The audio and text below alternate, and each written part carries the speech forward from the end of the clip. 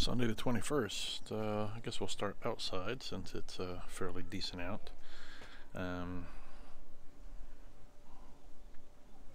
Added in some fertilizer to the fruit tree, so hopefully that'll start doing its thing now that things are warming up. The onions are doing really well from those onion sets.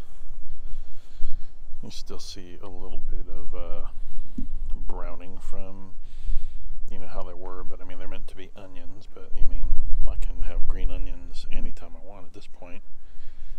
And some of these are spread out a little further, and some of these are a little tighter, so I'm going to use some for green onions and just see how long I let them grow and harvest the onions. We'll see what happens.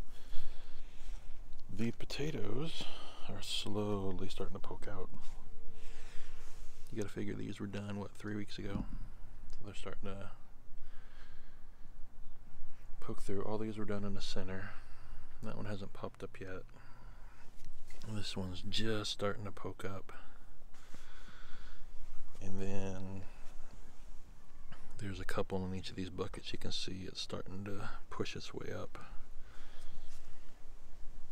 Yeah, this one's starting just a little bit. I replanted the green beans, so that one was there. That's either a new or an old shoot, so hopefully a couple more days we'll start seeing a bunch more. Got a couple totes that are open, probably going to have peppers in these. Haven't rehabbed these yet. The Chinese long beans took a beating. There was some in the back from the drain, so they're almost dead. But anyways, I replanted some, I direct sowed some beans, and I added 1 or 2 more beans into everything. So that's the tongue of fire, dragon tongue, rattlesnake.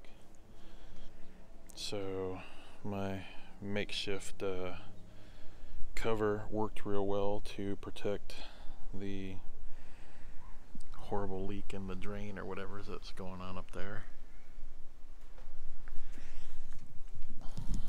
I replanted the corn. I soaked the seeds, so we'll see what happens in a week or two. If not, I'll have to change the seeds. Maybe the seeds are old and bad. Snap peas, they're surviving, doing okay, and I threw in a couple more seeds. I just transplanted the snow peas and also added direct sowed some seeds as well. I added in the other half of the trellising. I had to pick up more trellis. What I'd really like to do is get some cattle panels in here. That way I don't have to play with the string, but that's a whole other issue, trying to get those and finding them.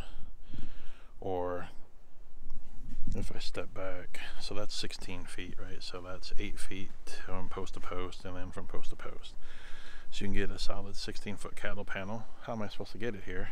Or you can get 2 8s. So maybe down the road I'll get 2 8s. There's 2 of the green apple cucumbers. That's all that were ready to transplant, so I figured I'd stick them out here, and then I did a bunch of direct sowing. The seed starts are not doing all that well. I direct sowed a bunch of diva cucumbers today, and then these are the ones from what we got 2 weeks ago. Yeah, 2 weeks ago. So nothing popping up from there yet. Third tote, this is going to be for the watermelon, or one of the 3. Probably this one again. Probably for the watermelon. There's probably roots in those runners for the strawberries, but haven't felt like messing with those. The radishes are kind of hit and miss. I think the seeds are old. And then some of these are doing real well. Transplanted the Brussels sprouts, so there's 5 of those in there.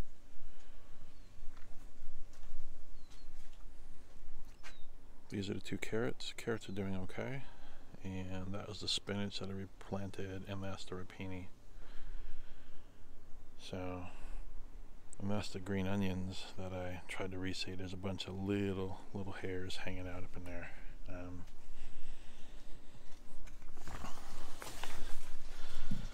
So all the seed starts, those are the cascabellas. So nothing poking out yet. Cherry tomatoes, not doing so hot. Those seeds are definitely old. There's the green apple. Like I said, there wasn't a lot going on there. The divas aren't doing real well either. Juliet grape tomatoes starting to poke through. The baby bobcats taking their sweet time. Got 2 divas in there. I believe those are cherries. Cherry tomatoes. I have to double check on those. The back lot here, let me see if I can zoom in. Yeah, that's not too bad. So we got Big Bertha peppers. They're just, everything's going really slow. The weather's been kind of weird, so. The Cal Sweet, so there's, I'll say 2 watermelon plants out of the 10. So I put 2, basically 1 in each corner, or caddy corner. 1 here and 1 here. Yeah, that's right. All the autofocus because I'm zoomed in. What else? Hot cherry. Looks like only half of those germinated. Pepperoncinis doing okay. What's behind the pepperoncinis? Mucho nachos. They didn't do anything, so I got to start those yet again. Banana peppers and cayenne. Looks like cayenne, half of those didn't germinate. And the Chinese 5-color, half and half. And there's some chard. I'm going to have to take the chard and get it into one of those cloth buckets. That's a trio of peppers from the initial grow. You can see how tiny they are. They're just not doing that great. All this stuff there is junk. Those potato things, not doing all that great, but whatever. Thought I had potatoes in the dirt too. Just looking over here off to the side, I thought I replanted those in the dirt. I guess I opted not to. Yeah, I've got to go back and figure out what the different pepper plants are going on in here. Take the zoom off. These are Brussels sprouts as well. They didn't do too hot. And I'm trying to remember, I think those are cherry tomatoes. Or, we've got to go back and look. Anyways, then all of these have been doing really well since I added some more dirt and the weather's been a little bit nicer. So all of these are bobcats here. Most of these are bobcats, and I think these 3 are cherry. That's a runt. That's probably no good, but I'm just letting it sit there until it dies. That one's real healthy. That one's kind of in the middle, but all these are good. So I think what I'm going to do this year is I'm going to try to replace the drip line, which is feeding everything, and change over to the PVC pipe. But I think I'm going to keep the buckets. I still have all the liners for the buckets. I have a couple extra buckets. I've got a bunch of perlite to go in there, so if I switch over to the grow bags, all that stuff's just going to go to waste. So I might as well continue on with these. And the other problem is, I didn't think about it, is these grown like this is not going to work real well with those grow bags. I needed to start them in the rock wool plugs that go into the 4-inch blocks. So and then these, I just got these started, and for the life of me I cannot remember. Yeah, too many things going on. Anyways, I was going to do it today, but I'm running out of steam, so that's why I'm just trying to get the video done, and I've got a bunch of stuff to do in the house. These are cleaned up and ready to go. I've got cucumbers that need to go in here, except for these are 4-inch holes. All of these are 3-inch net cups, so I have to build some kind of spacer, or do a cutout and replace the lid. We'll figure it out. I got a couple ideas. So I have a bunch of these larger lids off of the other totes because all the ones that I'm growing in, so I might just cut out a whole rectangle that fits in the center and then drill 2 3-inch holes, which will sit basically in place or on top of those. They should balance out.